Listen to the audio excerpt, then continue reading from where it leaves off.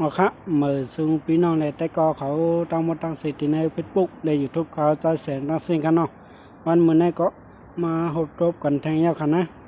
ใน7ข้อห้ามตีก้นรวยเวนี่กันเนาะสังว่าใครเป็นก้นรวยเหมือนเปิ้นก็ต้องเวเหมือนเปิ้น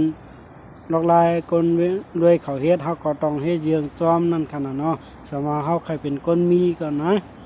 เอาครับเอามาหนังเต็มสีเวลาเฮามาสำแรงนี่คันเนาะสำแรงนี่ก็หนังผู้ตีป่อมันกำเดียวนั่นคันเนาะหนึ่งไปข้าวยามครับข้าวยามเหมือนวันนั้นมันก็ได้มีอยู่2ร่องคันเนาะเหมือนหนังเขาเอาเงินเขาลงทุนล่างแล้วก็ไปข้าวยามในค่าตั้งหลายปีเขาให้รวยแล้วก็เขาได้ลงเงินเขาดิกๆจึงนั่นคันเนาะมีการที่ละลงทุนล่างแลรวยมากคันเนาะขณะเขาเป็นลูกจ้างลูกน้องเปิ้นเขา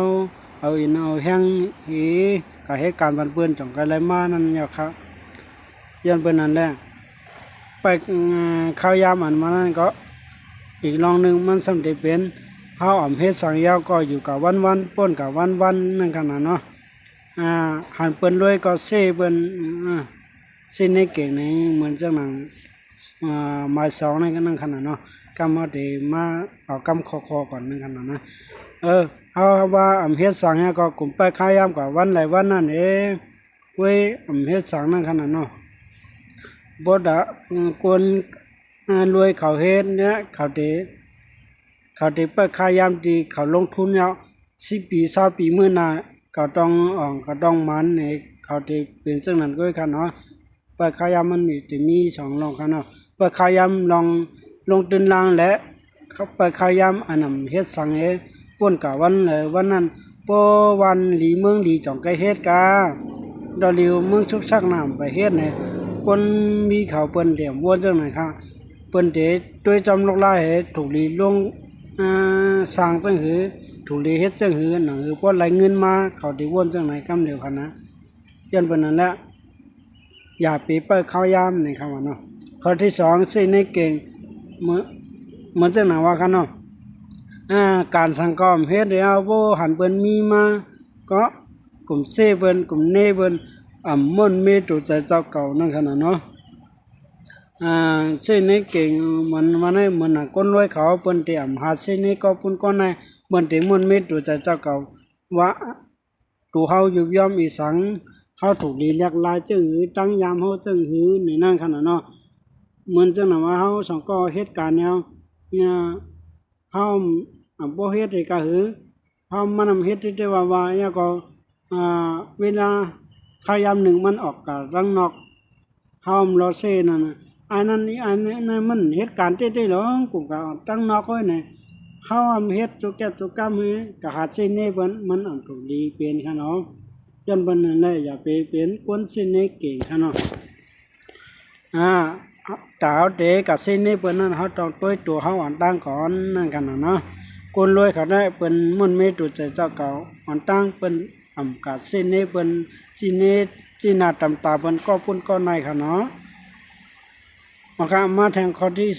3เก่งใจง่ายป่นนี่ครับว่าเนาะเก่งใจง่ายป่นมันเหมือนนี่ล่ะมันยาวป่นค่ะเนาะบ่ได้สำแดงกับที่เฮาสำแดงนี่ให้พอฮู้ที่ปองมันค่ะเนาะใจเก่งใจง่ายป่นนี่นั่นเหมือนหนังว่าอีสังอิดออดก็เอาวันเลยเอากันแล้วมันเป็นทางร้องก็ตึกมีน่ะมีแต่กินก็ได้หามาทางก้อยเนี่ยอย่าไปถ้าบ่มีหรือถ้าเฮาเต้ๆว่าให้ก่อนเฮาจังไกปันเปิ้นนั่นกันน่ะเนาะเก่งใจง่ายป่นอย่างบางทีเนี่ยเฮารู้เหตุการณ์เฮาอยู่ลีเลียเฮาก็โอ้มันน่ะก็มาห้องเฮาก็เหตุการณ์จังคั่นเนาะการกันในไว้หลายแน่อย่าไปแล้วก็กะจอมเปิ้นกะให้กันเปิ้นจอมเปิ้นนั่นกันเนาะในที่การเฮาต้องเฮ็ดยาวอยู่เลียเฮาเก่งใจเปิ้นในกะให้การจอมเปิ้นมันให้ชุมการขยามเวลาเฮานั่นกันเนาะมันขยามเวลาเฮาให้บ่ถูกต้องบ่ถูกแม่นนั่นกันเนาะบ่ได้เอาบ่ได้ซับแรงในกำคอใน มันน่ะเส้นในเก่งแล้วจะง่ายพวกนั้นมันจะมีอยู่มา10นาทีไปกันเนาะมันจะยาวอะไรง่ายๆเอาที่แกมันบ่ป่องใจง่ายพวกให้บ่ป่องใจง่ายเจ้าหนังด้วยค่ะเนาะเหมือนจะหนาเก่งใจง่ายพวกนั้นมันในการเอาให้เฮ็ดยาวๆแล้วก็เขาต้องไกลๆเหตุการณ์เปิ้นเงินเฮาใครปั่นเปิ้นมาหิมเฮาพวกเฮามีตาจ่ายให้พวกกลุ่มคนที่ในตูในใจเขาตาใจเขาเต็มทวนเขาจ่องไกลกับปันเปิ้นค่ะเนาะอย่าไปใจง่ายเปิ้นอะไรก็เปิ้นมาย้อนกับปันเปิ้นมาย้อนกับปัน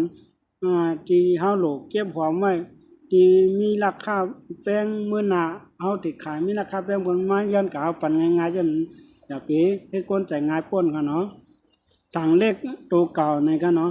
อย่าไปเป็นคนทางเลขตัวเก่าเย้า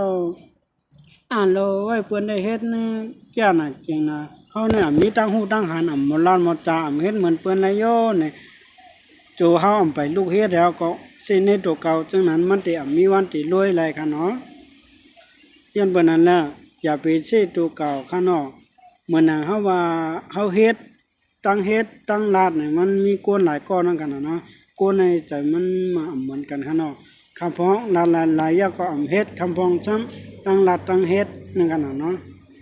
คำพ้องเยอะคำพ้องซ้ำเฮ็ดเยอะลาดสังเฮปันเปิ้น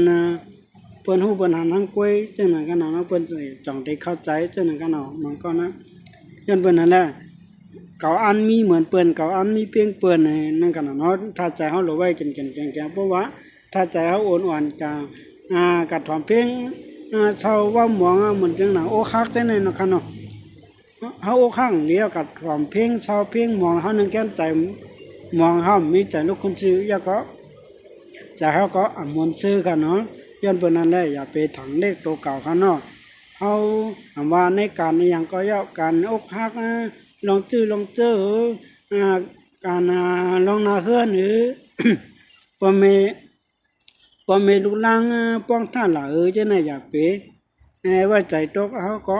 มามุนเมยก็ทัดสั่งดีติตัวเฮาค่ะเนาะยันเปิ้นนั่นแหละเฮารู้ไว้ทัดใจเฮาแข็งค่ะเนาะเพราะว่าเฮามองเศร้านี่ก็ได้เฮาอกหักเฮาต้องถ่อมเพลงอันปันแห้งใจนั่นกันเนาะแล้วก็ยุ่มง่ายป้นตีเนี่ยอันไหลเปิ้นมานัดก็ยุ่มเอาจังนั้นก็อย่าไปให้เป็นค่ะเนาะเหมือนเฮาว่าเฮ็ดละอายมันเป็นทางดอกก็เฮ็ดมาแล้วนี่เพราะว่าตัวมันเฮาอำไปตัวเฮาอำไปหันตัวมันเฮ็ดแล้วออกมันบ้างมาบ่ไหนเฮาอย่าไปพุ่มอยู่กันเดียวเพราะว่าเฮาต้วยกะยาวเลยลอกลายสร้างมันแคมเต้น่ะเฮาหันปานาปัตตาเฮามันเฮ็ดลีเดอร์นั่นเฮาต้องไปยุ่มเปิ้นค่ะเนาะอันนั้นก็อย่าไปยุ่มง่ายป้นตีเนาะเพราะว่าเฮายุ่มง่ายป้นตีนี่เฮาคนเฮือนเดียวกันจังพิษกันขึ้นนั่นขนาดเนาะมันจริงยังไงมันให้เข้าใจว่าจังนั้นกันเนาะอย่ายุ่มง่ายป้นตีนี่ที่ไหนก็เฮาทัดสร้างหันปานาปาตาเฮาก่อนเฮาต้องได้ยุ่มเบิ่นนั่นขนาดเนาะเป็นน้ำเต็มแก้วอันไหนก็ฮู้ก็หาเนาะนี่นั่นขนาดเนาะข้อที่6กันเนาะเป็นน้ำเต็มแก้วมันมาลัดจังไหนบ่ทันว่าอย่างนี่มันรวยเป็นแล้วเนี่ยปดตาเฮาหันเปิ้นเฮ็ดติๆในเฮาอยากไปมื้อนี้นะปดตาเฮาหันเปิ้นติๆอยากเอาเปิ้นรวยติๆนี่เฮาอยากไปกะเซเปิ้นอยากไปกะเนเปิ้นเนาะอยากก็อันนั้นเก่าฮู้เก่าหมอโลนี่ท่วงลาดกันนั่นลาดปับจังนั้นก็อยู่เนาะบ่ทันวางโดยเต็มแล้วนี่